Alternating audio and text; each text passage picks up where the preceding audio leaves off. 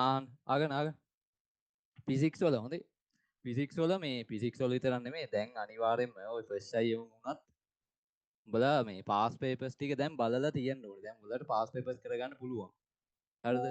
මෑත කාලීන pass papers ටික අනිවාර්යෙන් දැන් බලලා තියෙන්න ඕනේ. දැන් සමහර කිව්වගේ මං ඇහුවා ෆස්ට් අයි ළමයිගෙන් තාම බලලා නැහැ. අඩු ගානේ බයෝ පේපරේ බලලත් නැහැ. එහෙම බෑ. දැන් ප්‍රශ්න ටික බලන්න ඕනේ. ඒ කියන්නේ විශේෂයෙන්ම බලන්න ඕනේ 2023න් පස්සේ 2024 25 කියන පේපර්ස් ටික අනිවාර්යෙන් බලන්න ඕනේ. මේ අවුරුදු දෙක අනිවාර්යෙන් බලන්න ඕනේ. අනිවාර්යෙන් බලලා අවබෝධයක් ගන්න මේ මොන වගේ ප්‍රශ්න තියෙන්නේ මොකද්ද මේ වෙලා තියෙන්නේ කියන එක සම්බන්ධයෙන් හොඳට ඔලුවට ගන්න. හරිද? ඒක තමයි මුලින්ම කියන්න තියෙන පාස් පේපර් සම්බන්ධව ඒ ඇනලයිස් කිරීම හරියට තියෙන්න ඕනේ විශේෂයෙන් ෆස්ට් අයි ඇයන්ට. ෆස්ට් අයි වුන් පාස් පේපර්ස් දැන් බලන්න ඕනේ. හරිද? මං කිය මේ විශේෂ දේ තමයි ෆිසික්ස් වල ඕගොල්ලෝ විවරණයක දැන් ඕගොල්ලෝ මං හිතනවා උඹලා හරියට වැඩ කරනවා ඇති කියලා අතිශය විශ්වාසයෙන් කතා කරන්නේ. හරිද? දැන් ෆිසික්ස් විවරණය කරන්න ටයිම් එකක් දාලා තියෙන පේපර්ස් එකෙන් විවරණය කරන්න. හරිද?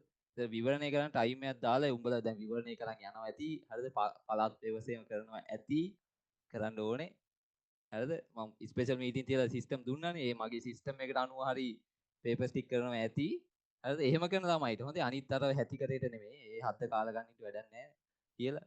ඒ කරන්නේ නැති උන්ට වැඩක් නැහැ. කරන්නේ නැතිව මුලින්ම මගේ කිව්ව සිස්ටම් එකට වැඩේ කරන්න පටන් ගනින්. හොඳේ. දැන් මේක කරා කියලා ලොකුවට ටච් වෙන්නේ නැහැ. හොඳේ.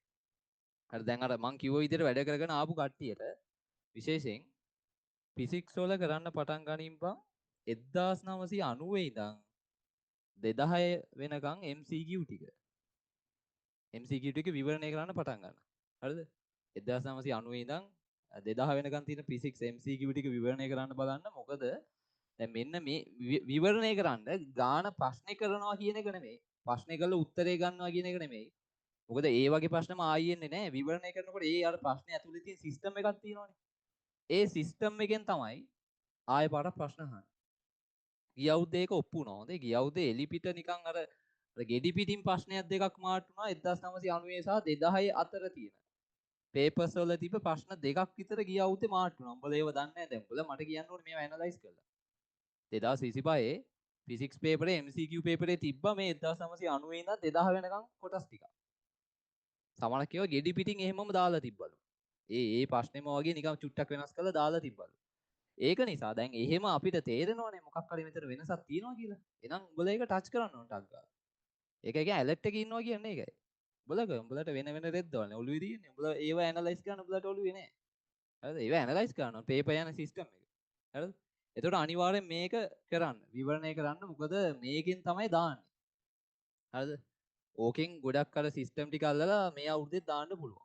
ඒක එකක්.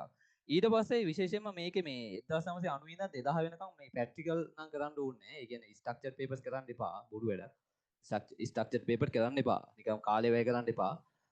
රචනා පේපර්ස් වල විශේෂයෙන් මේ පළවෙනි රචනා ප්‍රශ්න. ඒ කියන්නේ යාන්ත්‍රික විද්‍යාවට අදාළ රචනා ප්‍රශ්න ටික. ඊට පස්සේ ශේෂ්ත්‍ර වලට අදාළ ටික. ශේෂ්ත්‍ර අනිවාර්යෙන් ওই ගුරුත්වාකර්ෂණ ශේෂ්ත්‍ර විද්‍යුත් ශේෂ්ත්‍ර චුම්බක ශේෂ්ත්‍ර වලින් අනිවාර්යෙන් එක රචනා ප්‍රශ්නයක් තියෙනවනේ. ඒ ශේෂ්ත්‍ර වලට අදාළ ප්‍රශ්න ටික. ඊට පස්සේ තාපයට අදාළ ප්‍රශ්න ටික. හරිද? තාපයට අදාළ ප්‍රශ්න ටිකයි විකිරණශීලීතාවයේ යම් ළමෙක් ටාගට් කරනවා නම් ඒ විකිරණශීලීතාවය කියන්නේ අර පදාර්ථය හා විකිරණ පාඩම. ඒක තාපයත් එක්ක එන්නේ. අපිට තෝරා ගන්න ඉන්නේ දන්නවනේ ළමයි. තාපේ එන්නේ A කොටස ඊට පස්සේ B කොටස විදිහට අනිත් එකනේ තෝරගන්න ඉන්නේ විකිරණ මේ පදාර්ථ හා විකිරණ වලින්. ඒක ටාගට් කරන ළමෙක් ඒ ප්‍රශ්න ටිකත් බලන්න. මම නිකන් විකිරණ කියලා දාන්න. හොඳේ. ඒ ප්‍රශ්න ටික කරනකොට විශේෂයෙන් කරන්න ඕන සිස්ටම් එක තමයි කරනකොට එක දිගට කරන්න. 1990 යාන්ත්‍රික විද්‍යා ප්‍රශ්න ඒවා කරන්න ගත්තාම කරනවා කියන්නේ විවරණය කරනවා කියන එක. කරනවා නෙමෙයි විවරණය කරන්න. ඔයාට ඒක කරන්න බැරි වුණා තියරි පොත ළඟ තියාගෙන තියරි ටික බල සිස්ටම් එකේ හිත ඔයා වෙනම නෝට් එකක් හදා තමයි ඒක කරන්න ඕනේ. හරිද? ඒ වගේ ඔයා කාලය වැය කළ යාන්ත්‍රික විද්‍යා ප්‍රශ්නේ කරන්න ගත්තොත් ඊළඟ අවුරුද්දේ යාන්ත්‍රික විද්‍යා ප්‍රශ්නේ ඒවලම කරන්න. තේරෙනවද? එක දිගට කෙරෙන්න ඕනේ. හිතන්නකෝ දැන් ඔයා අද දවසේ පටන් ගත්ත කියලා. අද දවසේ ඔයා ටයිම් එක අයින් කරගත්ත පැය දෙකක් හරි පැය එකමාරක් හරි ඔයා ටයිම් එකක් අයින් කරගන්න ඕනේ. ඒ ටයිම් එක ඇතුලේ ඔයාට යාන්ත්‍රික විද්‍යා ප්‍රශ්න එක දිගට 3යි කරන්න පුළුවන් උනේ. 1990යි 91යි 92යි. අවුලක් නැහැ. හැබැයි මතක තියාගන්න මම මේ කියන දේ කන්සිස්ටන්ට් වෙන්න ඕනේ. අද පටන් ගත්ත නම් පුතේ හෙට අනිවාර්යෙන් ඉතුරු ටික කරන්න ඕනේ. යාන්ත්‍රික විද්‍යාවේ ඉතුරු ටික. ඉතුරු ප්‍රශ්න ටික කරන්න ඕනේ එක දිගට. ඊට පස්සේ හෙටත් තව ටිකක් ඉතුරු වුණොත් අනිත් දවසෙත් ඉතුරු ටික කරන්න ඕනේ. එහෙම එක දිගට යාන්ත්‍රික විද්‍යා ප්‍රශ්න ටික 2000 වෙනකන් එක දිගට කරපන්. එතකොට දැන් සිස්ටම් එක හවු වෙන්නේ. උඹට හවු වෙන එතකොට සිස්ටම් එක. හරියට ඕක කරන් ගියාම උඹටම හවු වෙනවා සිස්ටම් එකක් අඩේ මේක මෙහෙම නේද වෙනස් වෙන්නේ කියලා. ඊට පස්සේ මේ සිස්ටම් එක මතක ඇතුව පොයින්ට් බුක් එකක ලියලා තියාගනි උඹේ භාෂාවෙන්. උඹට තේරෙනවනේ එතකොට කරගෙන යනකොට මොන වගේ කෑලි වලින්ද වැඩිපුර අහලා තියෙන්නේ මොන වගේ සමීකරණද වැඩිපුර යූස් වෙලා තියෙන්නේ මොකද්ද සිස්ටම් එක ඒක උඹේ භාෂාවෙන් අනිවාර්යෙන් කොලයක ලියලා තියාගන්න. ඒ කොලේ පරිසම් කරලා තියාගන්න. අනිත් ඒවත් එහෙමයි ශ්‍රේෂ්ඨ ප්‍රශ්නත් එහෙමයි. ශ්‍රේෂ්ඨ ප්‍රශ්න කරන්න ගත්තොත් 1990 ඉඳන් 2000 වෙනකන් එක දිගට ඇදපන්. සතියක් අරගෙන එක දිගට ඒක දඩබඩ ගාලා කළා.